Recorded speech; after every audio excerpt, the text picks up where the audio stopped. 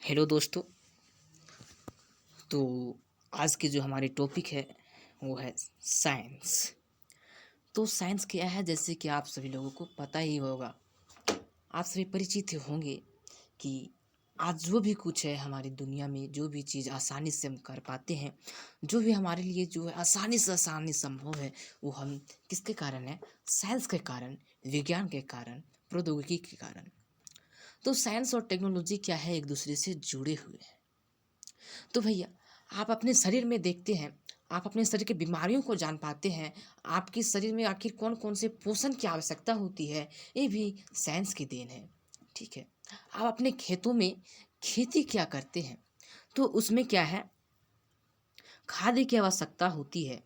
ये सारी चीज़ें भी हम जानते हैं, जिसमें साइंस की ही आवश्यकता होती है, साइंस ही होती है वहाँ पे। तो भैया, और और क्या, आखिर आप सभी लोग तो मोटर बाइक चलाते होंगे, साइकिल चलाते होंगे। तो आखिर कितनी स्पीड से चलाना है, आखिर इसका कैसे निर्माण किया गया, ये सारी चीज़ें जो है हमें बताता है साइंस। तो साइंस जनरली एक पेड़ की तरह है। साइंस क्या है? एक पेड़ है।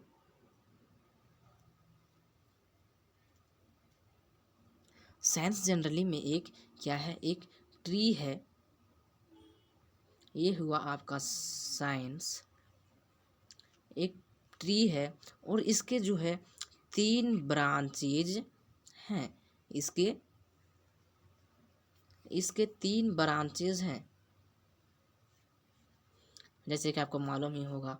पहला फिजिक्स, है ना, फिजिक्स हो गया, केमिस्ट्री, और तीसरा जो है बायोलॉजी।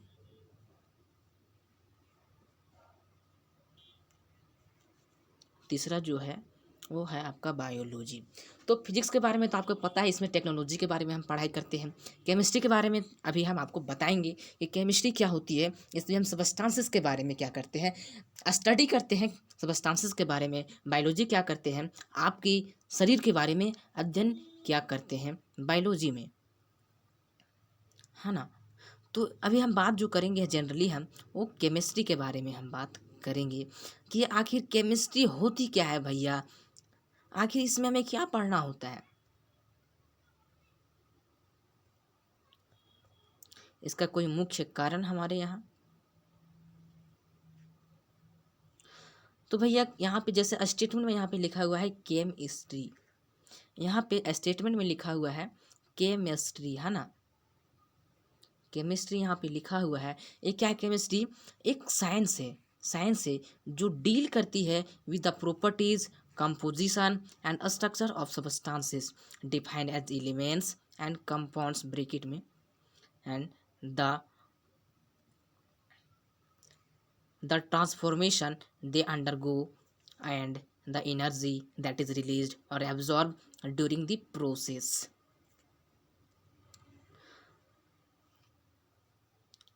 तो अभी हम बात करते हैं केमिस्ट्री की।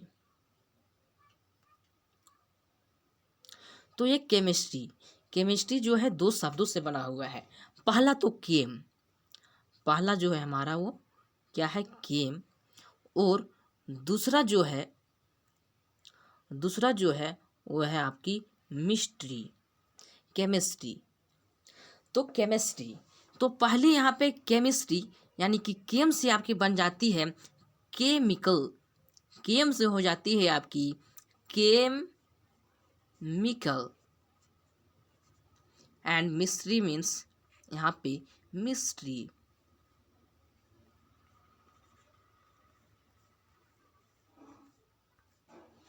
तो हम क्या करते हैं, केमिकल केमिस्ट्री के बारे में हम यहाँ पे क्या करते हैं, जानते हैं। हम केमिस्ट्री में केमिकल केमिस्ट्री के बारे में हम कहाँ पे जानते हैं? इस केमिस्ट्री में। तो जनरली जैसे कि मिस्ट्री, आखिर भैया केमिकल बना तो बना कैसे? केमिकल का कंपोजिशन का कारण है। आखिर कोई केमिकल बना तो किस टेम्परेचर पे बना, किस प्रेशर पे बना, आखिर क्यों बना भाई, आखिर कैसे बनता है ये? ठीक, इसके रिएक्शन के बारे में भी हम कहाँ पे पढ़ते हैं? केमिस्ट्री में। और केमिस्ट्री क्या है? एक साइंस की ब्रांच है, एक साइंस की ब्रांच है। जो क्या है? साइंस की एक ब्रांच है जो किस चीज़ के बारे में बताती है, किस चीज़ के बारे में डील करती है भैया? वो डील करती है आपकी आपकी उसके प्रॉपर्टीज की। आखिर कोई भी सबस्टांस है भैया, कोई पदार्थ है, तो उसके प्रॉपर्टीज के बारे में यहाँ पे डील करती है।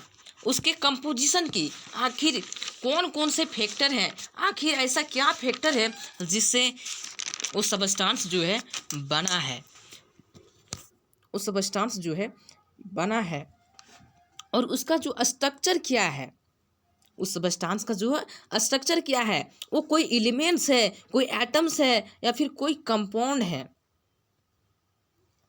और उसका हम किस प्रकार से क्या कर सकते हैं, एक रूप से दूसरे रूप में हम उसे क्या कर सकते हैं, बदल सकते हैं। और उसमें एनर्जी जो है रिलीज होती है।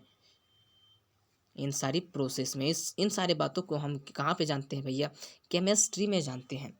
जैसे कि एक एग्जांपल हम लेते हैं, एक एग्जांपल लेते हैं हम यूरिया।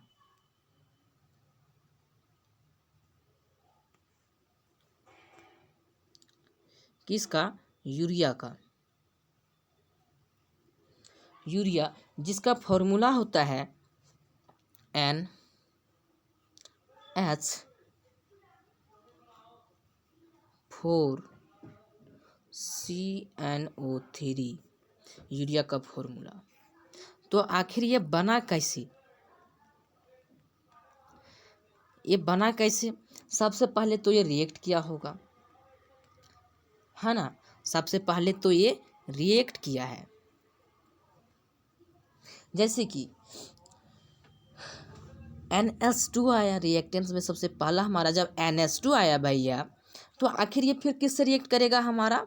ये रिएक्ट करता है CO3NH2 से और ये क्या बनाता है? फिर प्रोडक्ट में बनाता है यूरिया, जिसका फॉर्मूला होता है NH4CnO3।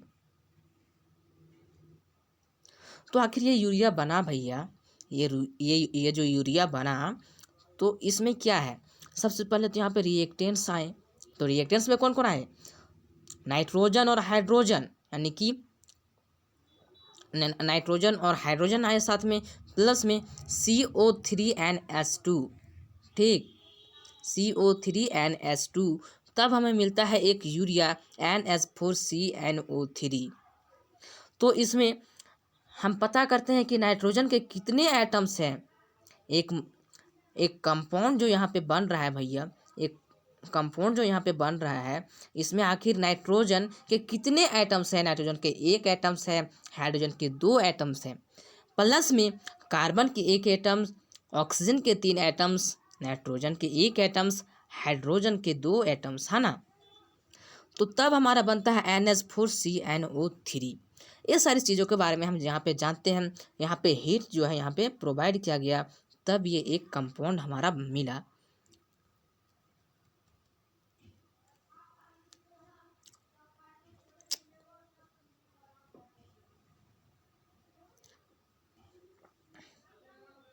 तब ये कंपाउंड यूरिया हमें मिला। तो केमिस्ट्री के बारे में हम यही सारी चीज़ों के बारे में क्या करते हैं, अध्ययन करते हैं, उनके बनने के क्रम, उनके प्रोसेस क्या हैं, ये सारी चीज़ें।